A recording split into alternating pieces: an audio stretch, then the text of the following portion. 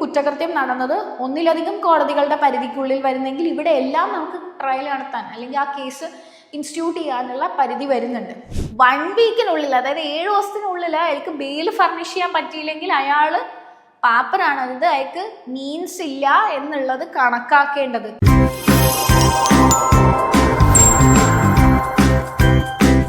i+ന്റെ പുതിയൊരു വീഡിയോയിലേക്ക് സ്വാഗതം. നമ്മളിപ്പോൾ ഡിസ്കസ് ചെയ്തുകൊണ്ടിരിക്കുന്നത് അസിസ്റ്റന്റ് പബ്ലിക് പ്രോസിക്യൂട്ടറിൻ്റെ പ്രീവിയസ് ഇയർ ക്വസ്റ്റ്യൻ പേപ്പറാണ്. നമ്മൾ 45th ക്വസ്റ്റ്യൻ വരെ ഡിസ്കസ് ചെയ്തു. അടുത്തത് 46th ക്വസ്റ്റ്യൻ ആണ്. Which of the following statements is or are correct with regard to the provisions as to bail and bonds under CRPC 1973? Options: when any person other than a person accused of a non-bailable offence is arrested without warrant by an officer in charge of a police station, such person may be released on bail on the discretion of court. Option B: a person who is indigent and is unable to furnish security instead of taking bail from such person shall be discharged by officer in charge of the police station or court on his executing a bond without sureties. Option C: when a person is unable to give bail within 2 weeks of the date of his arrest, it shall be a sufficient ground for the officer or the court to presume that he is an indigent person for the purposes of this proviso, none of the above. Correct answer എന്ന് പറയുന്നത് a person who is indigent and is unable to furnish security instead of taking bail from such person shall be discharged by officer in charge of police station or court on his executing a bond without sureties എന്നുള്ളതാണ്. അപ്പോൾ ഈ provision പറയുന്നത് 436(1) of CRPC പ്രകാരം അതിനകത്തുള്ള ഒരു പ്രൊവൈസോയ്ക്കകത്താണ് പറയുന്നത് police officer അല്ലെങ്കിൽ കോർട്ടിന് ഒരു ഇൻഡിജന്റ് പേഴ്സൺ ആണെന്ന് തോന്നുകയാണെങ്കിൽ, അതായത് a person who cannot furnish surety for a bailable offense, ഒരു ബെയിലബിൾ ഒഫൻസിന് bail as a matter of right കിട്ടുന്ന ഒഫൻസിൽ അയാൾക്ക് സെക്യൂരിറ്റി ഫർണിഷ് ചെയ്യാൻ പറ്റുന്നില്ല എന്നുണ്ടെങ്കിൽ, അത് സ്വന്തം അക്കൗണ്ടിലോ അല്ലെങ്കിൽ അതായത് വിത്തൗട്ട് ഷുവർട്ടീസ്, അതായത് സ്വന്തം ബോണ്ടിൽ ഷുവർട്ടി ജാമ്യക്കാരില്ലാതെ സ്വയം അയാൾക്ക് ബോണ്ട് എക്സിക്യൂട്ട് ചെയ്യാൻ പറ്റുന്നില്ല എന്ന് കണ്ടു കഴിഞ്ഞാൽ അയാളെ പോവർട്ടി എന്നുള്ളൊരു ഗ്രൗണ്ടിൻ്റെ പേരിൽ മാത്രമായി നമ്മൾ ഡീറ്റെയിൻ ചെയ്യാൻ പാടില്ല എന്നാണ് സെക്ഷൻ 436(1) പ്രൊവൈസോ പറയുന്നത്. ഇൻകറക്റ്റ് ആണ്. കാര്യം ബെയിലബിൾ ഒഫൻസിൽ അറസ്റ്റഡ് പേഴ്സണിന് ഓൺ ബെയിൽ റിലീസായി കിട്ടാനുള്ള അധികാരമുണ്ട്. Police officer in charge or court is bound to release them not at their discretion, because bailable offense ആകുമ്പോൾ bail is a matter of right ആണ്, നോട്ട് ഡിസ്ക്രിഷൻ. അതുപോലെ തന്നെ 436 യൂസ് ചെയ്തിരിക്കുന്ന വേർഡ് ഷാൽ ബി റിലീസ്ഡ് ആണ്. അപ്പം മാൻഡേഷൻ ആണ്, അവിടെ discretion ഇല്ല. ഡിസ്ക്രിഷൻ ആണെങ്കിൽ മേ എന്നാണ് പറയുന്നത്. സി ഇൻകറക്റ്റ് ആണ്. ബിക്കോസ് 436 എക്സ്പ്ലനേഷൻ പറയുന്നുണ്ട് when a person is unable to give bail within a week of the date of their arrest, it shall be a sufficient ground to presume indigence, not 2 weeks. അപ്പം 2 weeks എന്നല്ല, 436 പറയുന്നത് 1 വീക്കിനുള്ളിൽ, അതായത് 7 ദിവസത്തിനുള്ളിൽ അയാൾക്ക് bail furnish ചെയ്യാൻ പറ്റിയില്ലെങ്കിൽ അയാൾ പാപ്പറാണ്. അതായത് അയാൾക്ക് മീൻസ് ഇല്ല എന്നുള്ളത് കണക്കാക്കേണ്ടത്, നിയമപരമായി കണക്കാക്കണം എന്നുള്ളതാണ് പറയുന്നത്. ഡി ഇൻകറക്റ്റ് ആണ്. Because statement B is A correct statement regarding provision of the CRPC. അതായത് ഓൾ ആർ ഇൻകറക്റ്റ് ആണ് നമ്മുടെ ഡി എന്ന് പറയുന്ന option. None of the above ആണ്. അപ്പം ആ ഓപ്ഷൻ ഇവിടെ സ്കോപ്പ് ഇല്ല. കാര്യം ബി കറക്റ്റ് ആയിട്ടുള്ള ഉത്തരം ആയിട്ട് നമുക്ക് ഓൾറെഡി ഉണ്ട്. ഇനി question number 47. Which of the following statements is or are correct with respect to examination of complainant under CRPC 1973?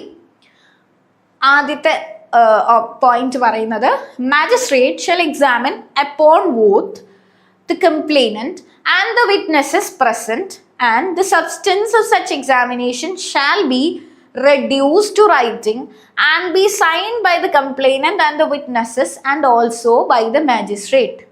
അപ്പോൾ ഓത്തിന് മേൽ മാജിസ്ട്രേറ്റ് എക്സാമിൻ ചെയ്യണം കംപ്ലൈനന്റിനെയും അതുപോലെ തന്നെ കംപ്ലൈനന്റിന്റെ സാക്ഷികളെയും എന്നിട്ട് ആ എക്സാമിനേഷന്റെ സബ്സ്റ്റൻസ് എന്താണ് എന്ന് റെക്കോർഡ് ചെയ്തതിന് ശേഷം മാജിസ്ട്രേറ്റ് ഇൻ റൈറ്റിംഗിൽ റെക്കോർഡ് ചെയ്തിട്ട് കംപ്ലൈനന്റിനെ കൊണ്ട് ഒപ്പിടിക്കണം. അതുപോലെ തന്നെ വിറ്റ്നസസിനെ കൊണ്ടും ഒപ്പിടിച്ചിട്ട് മാജിസ്ട്രേറ്റും കൂടെ ഒപ്പിടണം എന്നാണ്. അടുത്ത് when the complaint is made in writing, the magistrate need not examine the complainant and the witnesses if a public servant is acting or purporting to act in the discharge of his official duties.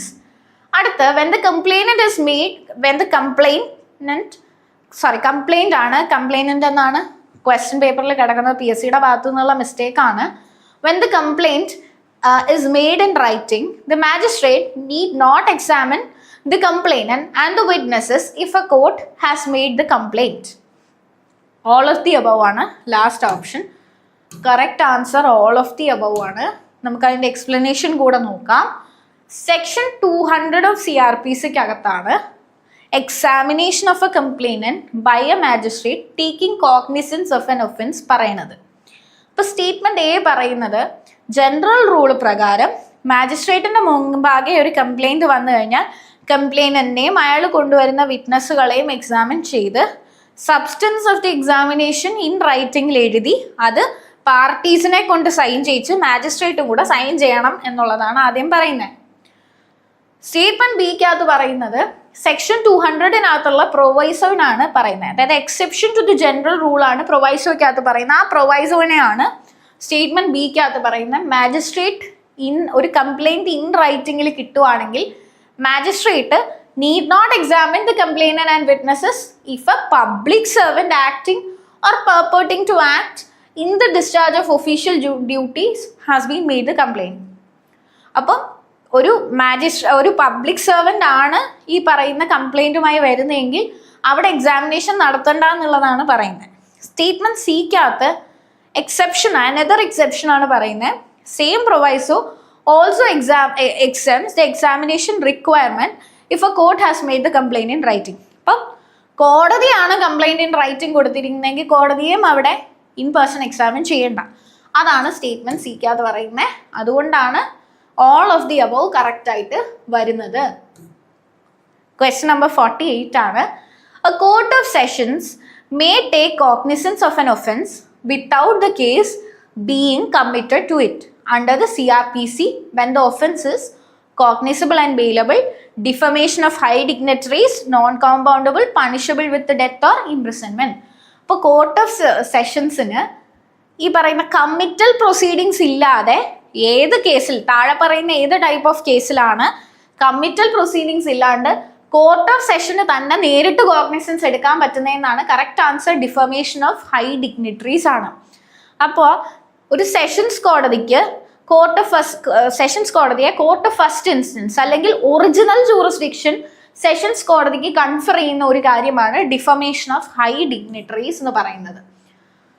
അപ്പോൾ committal proceedings ഇല്ലാതെ തന്നെ defamation of high dignitaries അല്ലെങ്കിൽ public servants in discharge of the duties, അതായത് vice president, governor, ഇവർക്കൊക്കെ എതിരെ defamatory ആയിട്ട് എന്തെങ്കിലും matters വന്നു കഴിഞ്ഞാൽ അവിടെ പബ്ലിക് പ്രോസിക്യൂട്ടറിന് സെഷൻസ് കോടതിയിൽ ഡയറക്റ്റ്ലി കേസ് ഫയൽ ചെയ്യാം, കംപ്ലൈൻറ്റ് ഫയൽ ചെയ്യാം. കമ്മിറ്റൽ പ്രൊസീഡിങ്ങിൻ്റെ ആവശ്യം വരുന്നില്ല.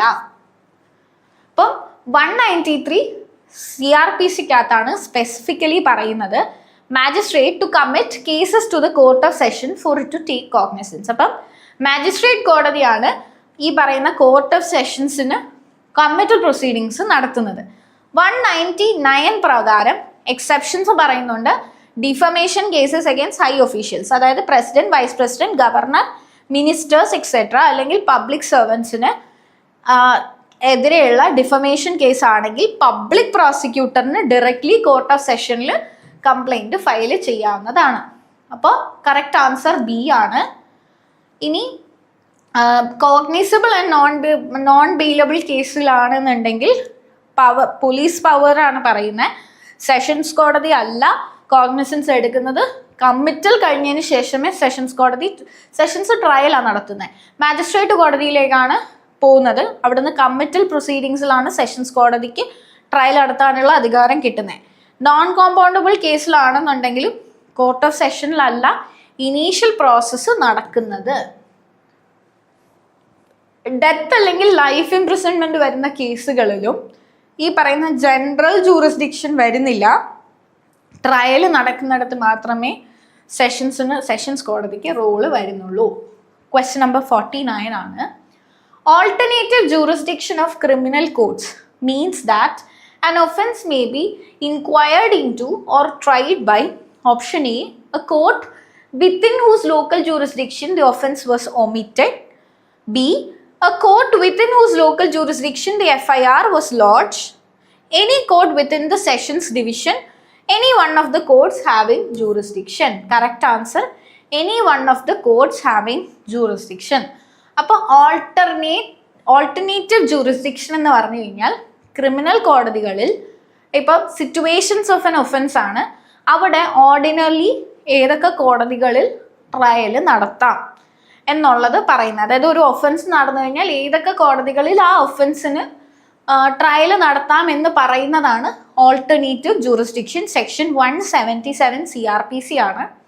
അപ്പോൾ ഇവിടെ ഇങ്ങനത്തെ ഉള്ള കേസുകളിൽ tried by other courts such as where the act occurred or consequence ensured or other court specified by law, നിയമപ്രകാരം പറയുന്ന മറ്റു കോടതികളിലൊക്കെ പറ്റും. അപ്പോൾ ഒരു ബ്രോഡർ ഓപ്ഷൻ ഫോർ ട്രയൽ ആണ് ഇവിടെ പ്രൊവൈഡ് ചെയ്യുന്നത്. അപ്പം ഈ ഒന്നിലധികമോ കോടതികൾ സ്യൂട്ടബിൾ ആയിട്ടുള്ളപ്പോൾ ഒരു സെഷൻസ് ഡിവിഷൻ അല്ലെങ്കിൽ ഡിസ്ട്രിക്റ്റിനുള്ളിൽ ഒന്നിലധികമോ കോടതികൾ സ്യൂട്ടബിൾ ആയിട്ടുള്ള സാഹചര്യത്തിനെയാണ് നമ്മൾ ഈ ഓൾട്ടർനേറ്റീവ് ജൂറിസ്ഡിക്ഷൻ എന്ന് പറയുന്നത്. അപ്പം അങ്ങനെ നോക്കുമ്പോൾ ഓപ്ഷൻ ഡി ആണ് correct. Any one of the courts having jurisdiction as it encompasses various specific scenarios like where the act consequence happened or the other designated courts. അതായത് ഇപ്പോൾ ഒരു കുറ്റകൃത്യം നടന്നത് ഒന്നിലധികം കോടതികളുടെ പരിധിക്കുള്ളിൽ വരുന്നെങ്കിൽ ഇവിടെ എല്ലാം നമുക്ക് ട്രയൽ നടത്താൻ അല്ലെങ്കിൽ ആ കേസ് ഇൻസ്റ്റിറ്റ്യൂട്ട് ചെയ്യാനുള്ള പരിധി വരുന്നുണ്ട്. അല്ലെങ്കിൽ കോടതി തന്നെ ഡെസിഗ്നേറ്റ് ചെയ്ത് വേറൊരു സ്പെഷ്യൽ കോർട്ടിന് കൊടുത്തിട്ടുണ്ടെങ്കിൽ അവർക്കും ജൂറിസ്ഡിക്ഷൻ വരുന്നുണ്ട്. അതിനെയാണ് നമ്മൾ ഈ ഓൾട്ടർനേറ്റീവ് ജൂറിസ്ഡിക്ഷൻ എന്ന് പറയുന്നത്. എ ആൻഡ് ബി എന്ന് പറയുന്നത് സ്പെസിഫിക് ഇൻസ്റ്റൻസസ് ആണ്. അതായത് ഈ കാര്യങ്ങൾക്ക് CRPCയിലെ പ്രൊവിഷൻ പ്രകാരം act was done or consequence ensured ആയിട്ടുള്ളിടത്ത് മാത്രം അവിടെയാണ് നമ്മൾ FIR ലോഡ്ജ് ചെയ്യുന്നത്. അവിടെയാണ് നമ്മൾ സ്പെസിഫിക് ടൈപ്പ് ഓഫ് ജൂറിസ്ഡിക്ഷൻ വരുന്നത്. അല്ലാണ്ട് ഓൾട്ടർനേറ്റീവ് ജൂറിസ്ഡിക്ഷൻ്റെ പർപ്പസ് അവിടെ വരുന്നില്ല. സി എന്ന് പറയുന്ന ഓപ്ഷനും വളരെ നാരോ ആയിട്ടുള്ള സിറ്റുവേഷൻ ആണ്. സെഷൻസ് ഡിവിഷൻ്റെ ഉള്ളിൽ വരുന്ന എനി കോർട്ട് എന്നുള്ളതാണ്. അപ്പം ഓൾട്ടർനേറ്റീവ് ജൂറിസ്ഡിക്ഷൻ എന്ന് പറയുമ്പോൾ മാജിസ്ട്രേറ്റ് കോർട്സും കൂടെ വരുന്നുണ്ട്. അപ്പോൾ areas cover beyond the division കൂടെ വരുന്നത് കൊണ്ട് തന്നെ ഓപ്ഷൻ നമ്മൾ ഈ പറഞ്ഞ alternative jurisdiction provides wider choice of കോർട്ട്സ് ആണ്. കറക്റ്റ് ആൻസർ വരുന്നത് ഓപ്ഷൻ ഡി ആണ്. ക്വസ്റ്റ്യൻ നമ്പർ 50 നോക്കാം. Which of the following section of the CRPC provides duty of the High Court to exercise continuous superintendence over courts of judicial magistrates? Option A, section 484B, 483, 485, 486. ഇതാണ് 4 options. Correct answer 483 ആണ്.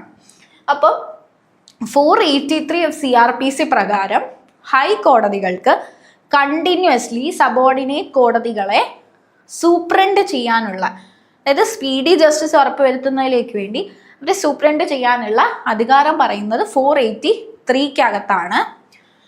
Every High Court shall so exercise its superintendence over the courts of judicial magistrates subordinate to it and to ensure that there is an expeditious and proper disposal of cases. 484-നകത്ത് repeal and savings ആണ് പറയുന്നത്. 482-നകത്ത് inherent powers of the high court ആണ് പറയുന്നത്. Question number 51. Addition or alteration of charge by the court has been provided under section 14 of CRPC 214, 215, 216, 218. ഇതാണ് options ആയിട്ട് വരുന്നത്. അപ്പോൾ addition on alteration of charge ആണ് ഓപ്ഷൻ വരുന്നത്. കറക്റ്റ് ആൻസർ വരുന്നത് section 216 CRPC ആണ്. സെക്ഷൻ 216 CRPC പ്രകാരം സ്പെസിഫിക്കലി കോടതികൾക്ക് ചാർജ് ഓൾട്ടർ ചെയ്യാനോ അല്ലെങ്കിൽ പുതിയതായിട്ട് ചാർജ് ആഡ് ചെയ്യാനോ ഫ്രെയിം ചെയ്യാനോ ഉള്ള, അതായത് ഓൾറെഡി ഫ്രെയിം ചെയ്തിരിക്കുന്ന ചാർജിൽ അഡീഷനും ഓൾട്ടറേഷനും ഒക്കെ ഉള്ള അധികാരം 216 പറയുന്നുണ്ട്. അപ്പം ജഡ്ജ്മെന്റ് പ്രൊനൗൺസ് ചെയ്യുന്നതിന് മുൻപായിട്ട് എപ്പോൾ വേണമെങ്കിലും ചാർജ് ഓൾട്ടർ ചെയ്യാവുന്നതാണ്. അത് കോടതികൾക്ക് സ്വമേധയാ ചെയ്യാം, അല്ലെങ്കിൽ അവിടെ ഈ പറയുന്ന ഓൾട്ടറേഷൻ ആൻഡ് അഡിഷൻസ് ആവശ്യമാണെന്ന് ഫാക്ട്സ് ആൻഡ് സിറ്റുവേഷൻസ് തോന്നിക്കഴിഞ്ഞാൽ ചെയ്യാം. അങ്ങനെ ചാർജ് ഓൾട്ടർ ചെയ്യുന്ന പക്ഷം ഈ ഓൾട്ടേർഡ് ചാർജ് അല്ലെങ്കിൽ അഡിഷൻ കൃത്യമായി വായിച്ച് പ്രതിയായി ആരോപിക്കപ്പെട്ടിരിക്കുന്ന ആളിന് വായിച്ച് മനസ്സിലാക്കി കൊടുക്കണം. Read and explain to him, അത് നിർബന്ധമായും വേണം. സെക്ഷൻ 214 ഓഫ് CRPC പറയുന്നത് words used in describing an offence in the charge shall be understood in the sense attached to them by the law under which the offense is punishable. It does not deal with the alteration of charges. അപ്പോൾ 214 words used in describing an offence in the ചാർജിനെ പറ്റിയിട്ടാണ് പറയുന്നത്. അതിൻ്റെ sense എന്ന് പറയുന്നത് നിയമപ്രകാരം ആ offence ഏതാണോ അതിന് അനുസരിച്ച് വേണം എടുക്കാൻ എന്നുള്ളതാണ് 214 പറയുന്നത്. Excuse me. സെക്ഷൻ 215 പറയുന്നത് effect of errors in the charge. അപ്പോൾ ചാർജിൽ എന്തെങ്കിലും എററോ ഒമിഷനോ സംഭവിച്ചിട്ടുണ്ടെങ്കിൽ അത് അക്യൂസിനെ മെറ്റീരിയലി ബാധിക്കാത്തിടത്തോളം, അല്ലെങ്കിൽ അതുവഴി എന്തെങ്കിലും ഫെയിലിയർ ഓഫ് ജസ്റ്റിസ് സംഭവിക്കുക അല്ലെങ്കിൽ മിസ്ലെഡ് ആവും എന്ന് തോന്നിക്കഴിഞ്ഞാൽ ഓൾട്ടറേഷൻ നടത്താം എന്നുള്ളതാണ് 215 പറയുന്നത്. ഇനി 218 വരുമ്പോഴത്തേക്ക് ജനറൽ റൂളാണ് പറയുന്നത്. എല്ലാ ഡിസ്റ്റിങ്ക്റ്റ് ഒഫൻസിനും there should be a separate charge and every such charge should be tried separately. അപ്പം ഡിസ്റ്റിങ്ക്റ്റ് ആയിട്ടുള്ള ഒഫൻസുകൾക്ക് സെപ്പറേറ്റ് ആയിട്ട് ചാർജും വേണം, അതിനെ സെപ്പറേറ്റ് ആയിട്ട് ട്രയലും നടത്തണം.